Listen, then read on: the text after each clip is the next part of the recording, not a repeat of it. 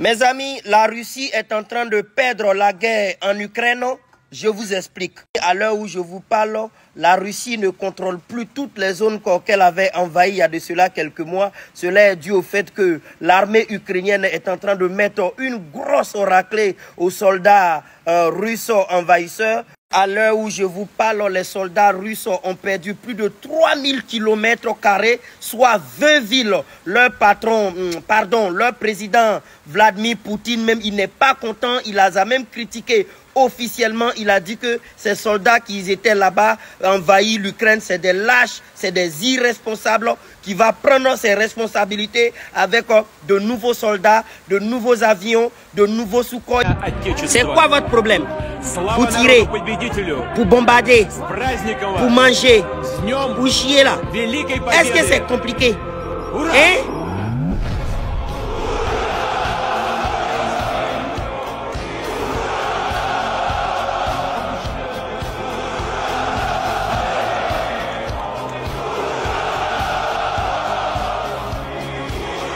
Actuellement, les armes qui sont utilisées par les Ukrainiens pour bombarder et pour repousser l'armée russe sont des armes américaines.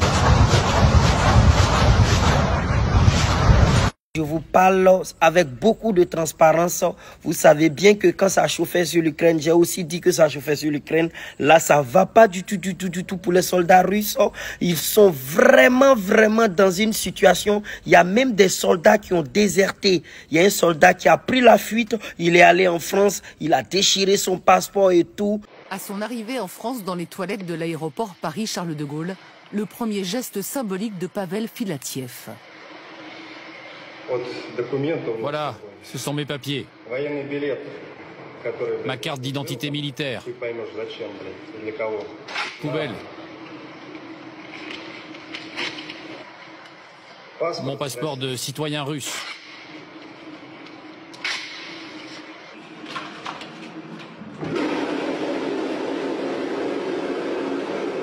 Les amis, si la Russie venait à perdre cette invasion, cette guerre en Ukraine, ce serait une grande honte parce que les soldats russes sont reconnus comme c'est des soldats imbattables. Alors que là, ce qui se passe actuellement en Ukraine, on a l'impression que Dieu s'est rangé du côté des Ukrainiens. Les Russes ne voient pas encore le bout du tunnel. Pour l'instant, je vous rassure, tous les coins qu'ils ont occupés, ils sont en grande partie encore très occupés, mais avec le repli militaire de l'Ukraine, ça devient très dangereux pour la Russie. Là où je vous parle, l'armée russe est en débâcle total. Débâcle, ça veut dire que les soldats ukrainiens sont en train de les fouetter copieusement sur les 20 villes qui ont été arrachées. Ce qui s'est passé dans les 20 villes avant qu'ils soient arrachés, il paraît qu'il y a eu beaucoup de décès dans le rang des Russes.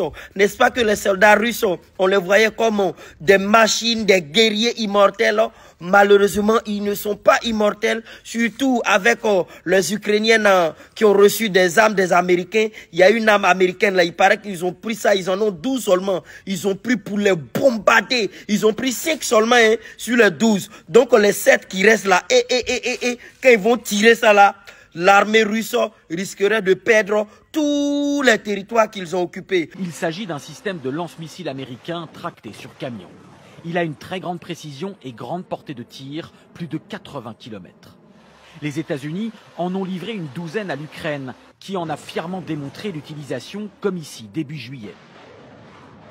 Une arme redoutable qui permet aux Ukrainiens de tirer en profondeur sans être atteints par les Russes, dont les systèmes équivalents n'ont pas la même portée. Donc, si vous êtes pro-russe, veillez et priez pour l'armée russe, parce que là, ça va être très chaud pour eux. Veillez, priez, allumez des bougies pour eux.